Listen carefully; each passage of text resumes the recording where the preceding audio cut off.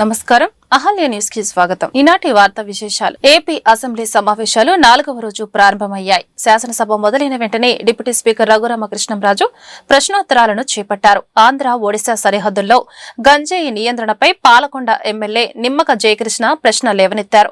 హోంమంత్రి వంగలపూడి అనిత సమాధానమిస్తూ ప్రస్తుతం రాష్ట్రంలో గంజాయి నియంత్రణలో ఉందని, కూటమి ప్రభుత్వం రాగానే గంజాయిపై ఉక్కుపాదం మోపినట్టు తెలిపారు. వైసీపీ హయాంలో రాష్ట్రం గంజాయి కేంద్రంగా మారిందని విమర్శించారు. గత ప్రభుత్వంలో నియంత్రణ లేకుండా పోయిందని హోంమంత్రి ఆరోపించారు. కూటమి ప్రభుత్వం ఏర్పడిన వెంటనే గంజాయి రవాణా సాగుపై కఠిన చర్యలు చేపట్టిందని వివరించారు. ఈగల్ విభాగాన్ని ఏర్పాటు చేసి గంజాయి రవాణాకు అడ్డుకట్ట వేసినట్టు చెప్పారు. రాష్ట్ర వ్యాప్తంగా 35 చెక్ పోస్టులను ఏర్పాటు చేసి గంజాయి రవాణాను అరికట్టామని తెలిపారు. చర్యలు పెంచడం వల్ల గంజాయి రవాణా పూర్తిగా అరికట్టవచ్చు అధ్యక్ష. అటువంటి చర్యలు ఏమైనా ఇంకా పూర్తి స్థాయిలో గట్టి భద్రత ఏర్పాటు చేసి పూర్తి స్థాయిలో నిఘాను పెంచి ఈ అక్రమ గంజాయి రవాణా ఇంకా పూర్తి స్థాయిలో అడ్డుకోవాలని గౌరవ హోంమంత్రి గారికి అడుగుతున్నారు అధ్యక్ష. 2019 తర్వాత గంజా సాగు ఇంచుమించుగా ఎలా అయిపోయిందంటే గంజా ఆంధ్రప్రదేశ్ గా మన సంగతి మనందరికీ తెలుసు. ఈగల ద్వారా మాక్సిమం గంజా సాగునైతే అధ్యక్ష నేను చాలా హ్యాపీగా చెప్పగలను, గర్వంగా కూడా చెప్పగలను. ఈ రోజు ఆంధ్రప్రదేశ్ లో గంజా సాగు అనేది జీరో కల్టివేషన్ అధ్యక్ష. ఎక్కడా కూడా గంజా సాగు లేదు అని చెప్పి సభాపూర్వకంగా మీ అందరికీ కూడా తెలియజెప్పడానికి కూడా అందరి సహకారం లభించినందుకు కూడా అందరికీ కూడా నేను ధన్యవాదాలు తెలియజేసుకుంటున్నాను అధ్యక్ష. ముఖ్యంగా ఇప్పుడు మనకి ఉన్న ప్రాబ్లం కాస్త ఏఓబి ప్రాంతాలు అంటే ఒరిస్సా నుంచి వచ్చేటప్పుడు కానీ కొంత ట్రాన్స్పోర్టేషన్ అయితే మన ఆంధ్రప్రదేశ్ గుండా సాగుతుంది. ఇప్పుడు ఎక్కడైతే దానికి సంబంధించి ఇంతకుముందు చెక్ పోస్టులు అయితే ఏర్పాటు చేశారు, కానీ చెక్ పోస్టులను కూడా ఎక్కడ కూడా నిఘా పెట్టి కానీ కొంచెం దాన్ని బాగా ఎక్కువగా ఎఫెక్టివ్ గా పనిచేసేటట్టుగా ఎక్కడ కూడా పెట్టుకోవాలి. కానీ మనం ఏం చేసామంటే ఇప్పుడు ఇంటర్ స్టేట్ చెక్ పోస్టుల కింద సుమారుగా 5 జిల్లాల్లోని కూడా దగ్గర 35కు పైగా చెక్ పోస్టులు పెట్టుకున్నాం అధ్యక్ష.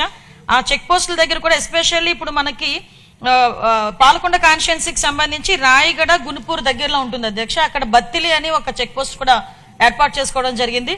ఆ బత్తిలి చెక్ పోస్ట్ కూడా చాలా ఎఫెక్టివ్ గా పనిచేయడం వల్ల అట్ ద సేమ్ టైం అక్కడ ఎస్పీ మన్యం జిల్లా ఎస్పీ గారు, అదే విధంగా అక్కడ రాయగడ ఎస్పీ గారు నిరంతరం కోఆర్డినేషన్ చేయడం వల్ల అటువైపు నుంచి మాక్సిమం ట్రాన్స్పోర్టేషన్ కూడా తగ్గే పరిస్థితి కూడా వచ్చింది అధ్యక్ష.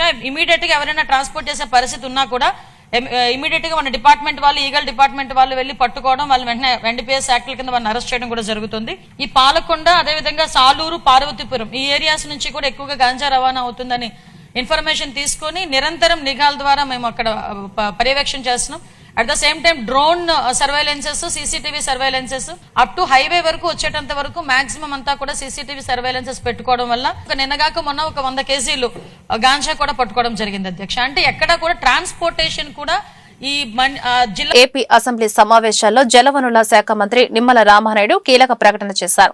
నాడు బ్యారేజ్ కు నిధులు ఇచ్చిన చంద్రబాబే మళ్లీ నేడు ధవళేశ్వరం బ్యారేజ్ కొత్త గేట్ల ఏర్పాటుకు 150 కోట్ల నిధులను మంజూరు చేసినట్లు తెలిపారు. ఇందులో భాగంగా పాడైపోయిన గేట్లను తొలగించి కొత్త గేట్లను అమర్చనున్నట్లు వెల్లడించారు. బ్యారేజ్లోని 117 గేట్లను తొలగించి వాటి స్థానంలో అధునాతనమైన కొత్త గేట్లను ఏర్పాటు చేసేందుకు చర్యలు తీసుకుంటున్నామని పేర్కొన్నారు. ఈ పనుల ద్వారా గోదావరి జలాలు సమర్థవంతంగా నిల్వ ఉండి డెల్టా ప్రాంత రైతులకు సాగునీటి సమస్యలు తగ్గుతాయని ఆయన తెలిపారు. ఈ సీజన్లోని అన్ని పనులు పూర్తి చేసి కొత్త గేట్లను పూర్తి స్థాయిలో అమర్చనున్నట్లు మంత్రి రామానాయుడు ప్రకటించారు. టెండర్లో ఇతర చర్యలు వేగంగా పూర్తి చేసి త్వరితగతంగానే కొత్త గేట్లను ఏర్పాటు చేసేలా ప్రభుత్వం చర్యలు తీసుకుంటుందని తెలిపారు.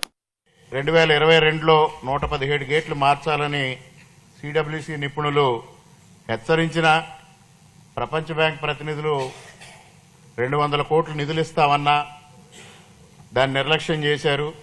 2014లో అప్పుడు చంద్రబాబు నాయుడు గారు ముఖ్యమంత్రిగా ఉండగానే 31.77 కోట్ల ఖర్చుతో 64 గేట్లను రిపేర్ చేయడం జరిగింది.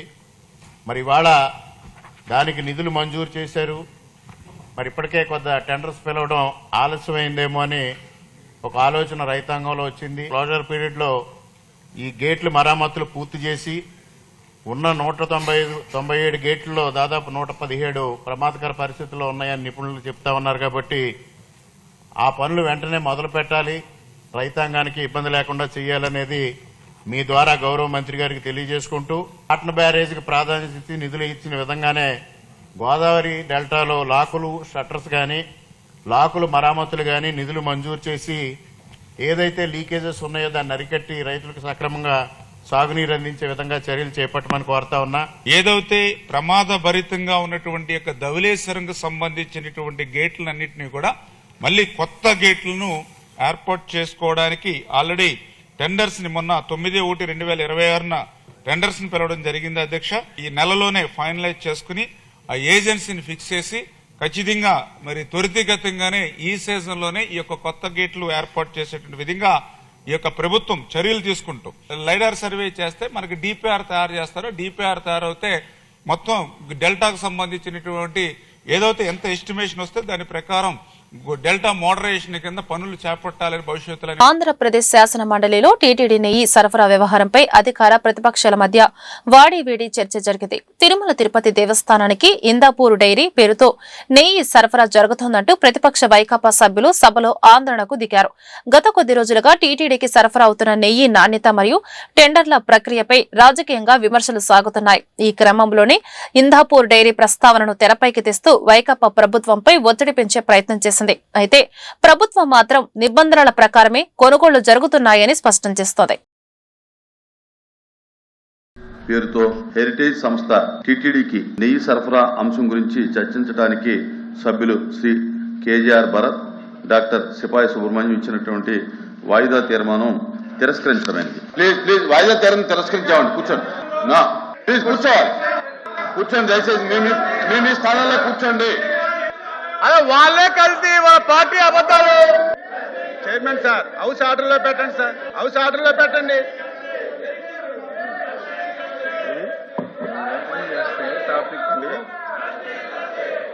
చేసిన పాపాల నుంచి ప్రజల దృష్టి మరల్చడానికి ఈ డ్రామా ఆడుతున్నారు అధ్యక్ష. హెరిటేజ్ కి ఈ రోజు జరుగుతున్న కార్యక్రమాలకు సంబంధం ఏంటండి అధ్యక్ష? ఏ విషయాన్ని తీసుకుని హెరిటేజ్ గురించి వాళ్ళు మాట్లాడుతున్నారో ముందు స్పష్టం చేయమనండి. ఏ విషయం మీద హెరిటేజ్ గురించి మాట్లాడదలుచుకున్నారో, హెరిటేజ్ మూలంగా ప్రభుత్వానికి కానీ ప్రజలకు కానీ ఏం నష్టం జరిగిందో చెప్పండి. ఎల్వీపీ గారు కానీ లేకపోతే సభ్యులు కానీ. ఎల్వీపీ గారు సభ్యులు కిందకి దిగమనండి. అలా కాదండి, ఇప్పుడు వేరే పార్టీ మాట్లాడినప్పుడు మీరు గొడవ చేసి ఎల్వీపీ గారు మాట్లాడినప్పుడు మీరు పోడియం మీద ఉండి సౌండ్ లేకుండా ఉంటే అది నేను ఎలా చేయను. మీరు దిగండి, దిగిన తర్వాత ఎల్వీపీ గారు మాట్లాడతారు. దిగండి, గౌరవించండి ఎల్వీపీ గారు. ఇప్పుడు మీరు హౌస్ గౌరవించేవాళ్ళైతే మీరు కిందకు దిగండి, మీరు దిగితే ఎల్వీపీ గారు మాట్లాడతారు. మీరు అలా మదనపల్లిలో జరిగిన దారుణ ఘటనపై హోంమంత్రి వంగలపూడి అనిత తీవ్రంగా స్పందించారు. ఈ ఘటన చాలా బాధాకరమని పేర్కొంటూ బాధితురాలి కుటుంబ సభ్యులతో మాట్లాడినట్లు వెల్లడించారు. ఘటనకు సంబంధించి ముందుగా బడి విద్యాశాఖ మంత్రి నారా లోకేష్ సోషల్ మీడియాలో తనను ట్యాగ్ చేశారని అనిత తెలిపారు. అనంతరం సంబంధిత అధికారులతో ఫోన్లో మాట్లాడి పూర్తి వివరాలు తెలుసుకున్నట్లు చెప్పారు.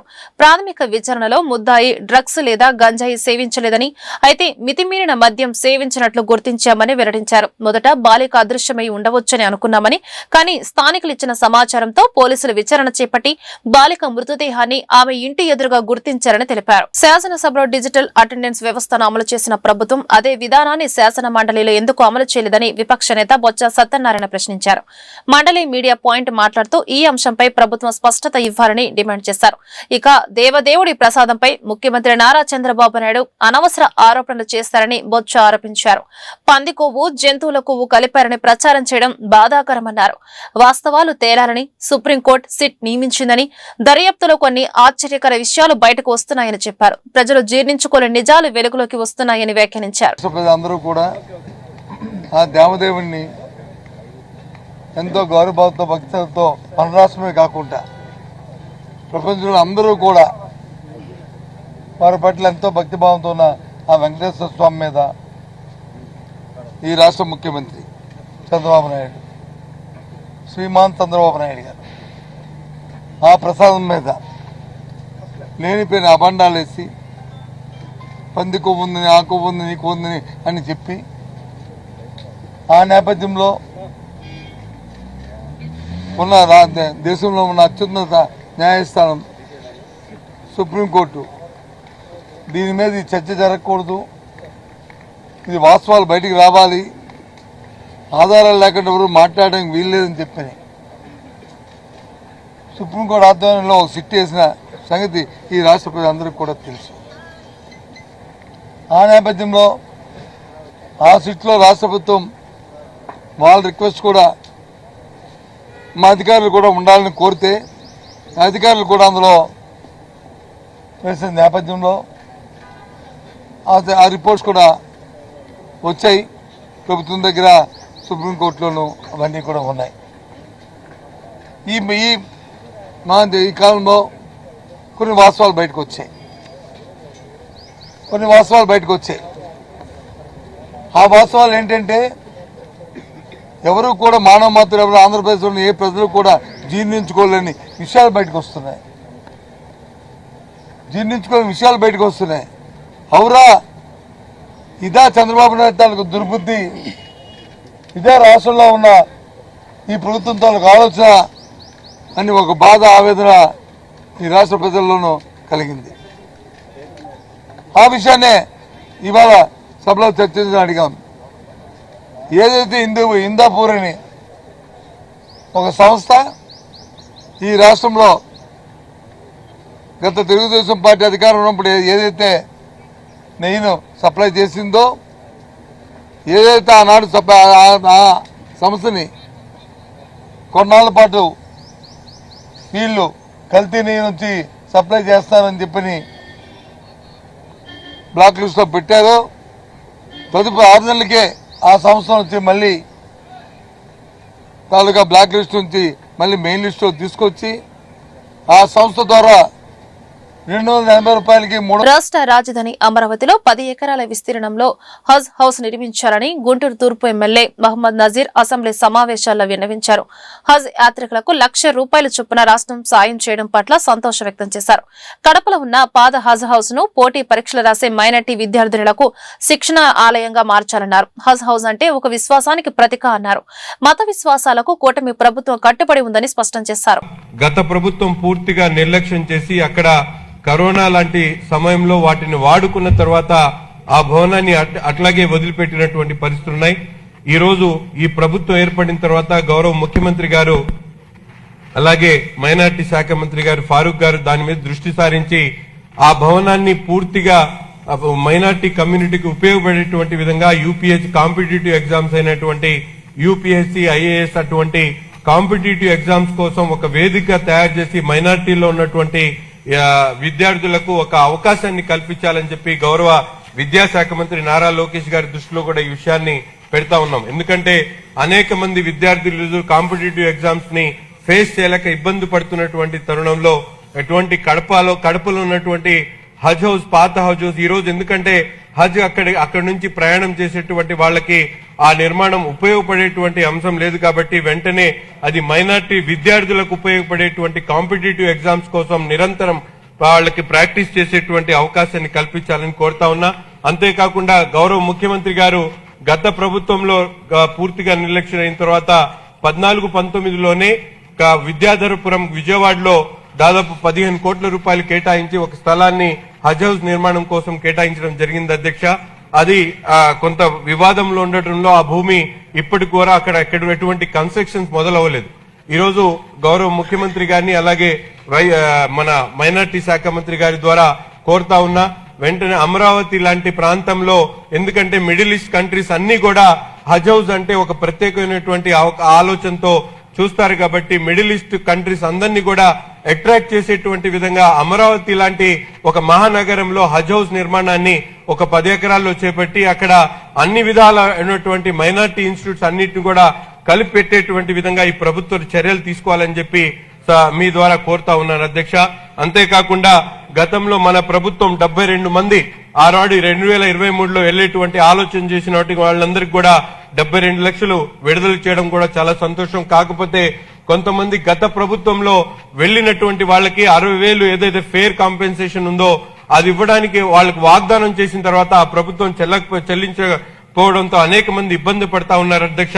అటువంటి వాళ్ళందరికీ కూడా 60,000 రూపాయలు అందించేటువంటి కార్యక్రమం చేయాలని చెప్పి కూడా ఈ సందర్భంగా ఈ ప్రభుత్వాన్ని కోరుతా ఉన్నా. హజ్ హౌస్ అంటే కేవలం ఒక నిర్మాణం మాత్రమే కాదు అధ్యక్ష, ఈ రోజు ఒక విశ్వాసానికి ప్రతీక, సమానత్వానికి ప్రతీక. Shankar Vilas rail over bridge నిర్మాణ పనులు నిర్దేశిత కాల పరిమితిలో పూర్తయ్యేలా నిర్మాణ కాంట్రాక్ట్ ఏజెన్సీని సమన్వయం చేసుకుంటూ ఆర్ఎండ్బి నగరపాలక సంస్థ అధికారులు అవసరమైన అన్ని చర్యలు తీసుకుని జిల్లా కలెక్టర్ తమీం అన్సారీ ఆదేశించారు. మంగళవారం శంకర్ విలాస్ ఆర్ఓబి నిర్మాణ పనులను జిల్లా కలెక్టర్ ఏ తమీం అన్సారియా నగర కమిషనర్ మయూర్ అశోక్ తో కలిసి పరిశీలించారు. ఈ సందర్భంగా జిల్లా కలెక్టర్ మాట్లాడుతూ పిల్లర్ల నిర్మాణం, డ్రైనేజీల నిర్మాణం తదితర ఇతర నిర్మాణాల ప్లానింగ్ లో నిర్దేశించిన సమయానికి పూర్తయ్యేలా చర్యలు తీసుకోవాలని నిర్మాణ ఏజెన్సీకి సూచించారు. వర్షాకాలంలో ఇబ్బందులు లేకుండా మే నెల చివరి నాటికి బ్రిడ్జికి ఇరువైపుల డ్రైనేజీల నిర్మాణం పూర్తి చేయాలన్నారు. నిర్మాణ ప్రాంతంలో అడ్డంగా ఉన్న విద్యుత్ పోల్స్ ను పక్కకు తరలించాలని విద్యుత్ శాఖ అధికారులకు సూచించారు. నిర్మాణ ఏజెన్సీకి పనులు సజావుగా నిర్వహించుకునేలా ఆర్ఎండ్బి నగరపాలక సంస్థ అధికారులు నిరంతరం పర్యవేక్షిస్తూ అవసరమైన అన్ని చర్యలు తీసుకోవాలన్నారు.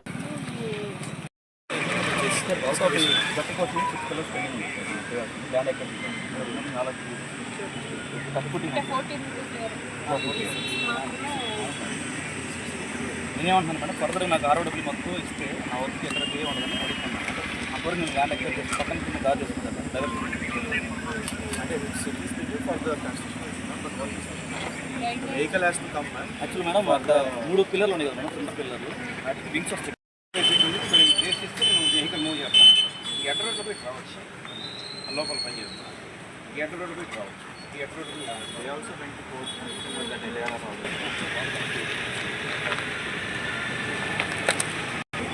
గుంటూరు ఏటుకూరు రోడ్లోని కాంపోస్ట్ యార్డ్లో MRF windrow, vermi compost units, waste recycling points నిర్మాణంలోని గార్బేజ్ ట్రాన్స్ఫర్ స్టేషన్లను గుంటూరు జిల్లా కలెక్టర్ తమీం అన్సారియా నగర కమిషనర్ మయూర్ అశోక్ మంగళవారం పరిశీలించారు. నగరంలో ఉత్పత్తి అయ్యే వ్యర్థాలతో ఏటుకూరు పాయింట్లో 50 టన్నుల విండ్రో, 35 టన్నుల వర్మీ కంపోస్ట్ ని తయారు చేస్తున్నామని, వీటి సామర్థ్యాలను పెంచుకోవడానికి చర్యలు తీసుకుంటున్నామని కమిషనర్ కలెక్టర్ కు తెలిపారు. వచ్చిన ఎరువును కిచెన్ గార్డెన్ నిర్వాహకులు, జీఎంసీ పార్కులు, డివైడర్లపై మొక్కలకు వేస్తున్నామని పేర్కొన్నారు. 10 టన్నుల సామర్థ్యం కలిగిన మెటీరియల్ రికవరీ ఫెసిలిటీ కేంద్రం ద్వారా ప్లాస్టిక్ ని రీసైక్లింగ్ చేస్తున్నామని, గార్బేజ్ ట్రాన్స్ఫర్ స్టేషన్ నిర్మాణం పనులు త్వరలోనే పూర్తి చేసి వినియోగంలోకి తీసుకురానున్నామని కలెక్టర్ కు వివరించారు.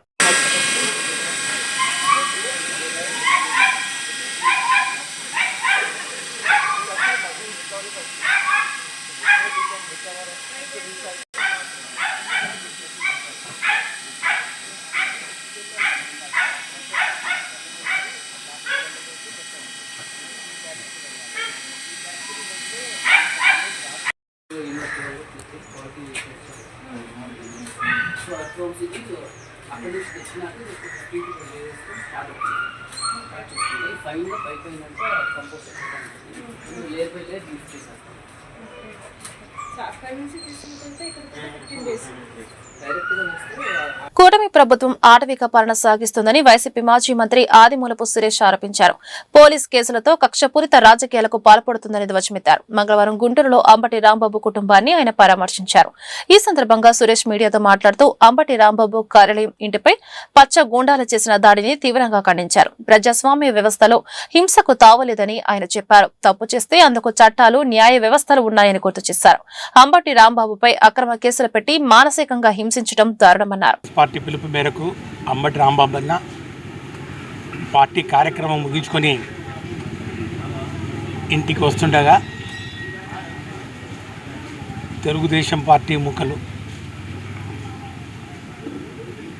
పచ్చరంగులో ఉన్నటువంటి రౌడీలు అన్న రాంబాబు అన్న మరి వారి కుటుంబ సభ్యుల మీద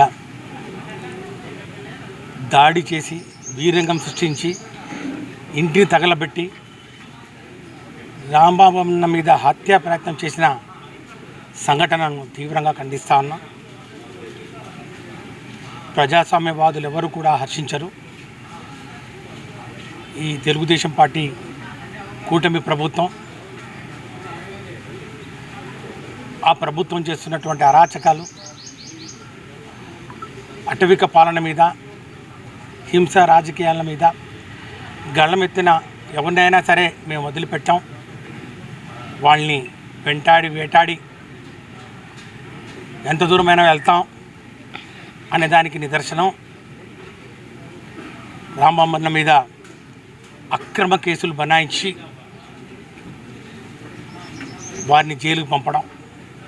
ఈరోజు కోర్టులు కూడా ఇది అక్రమం, ఇది ఏ చట్టం ప్రకారం మీరు చేస్తూ ఉన్నారు, ఆయన చేసిన తప్పేంటి అని చెప్పి ప్రశ్నించి ఆయనకు బెయిల్ ఇస్తూ ఉంటే బెయిల్ ఇచ్చిన కొద్దీ మళ్ళీ కొత్త కేసులు వేస్తూ ఉన్నారు.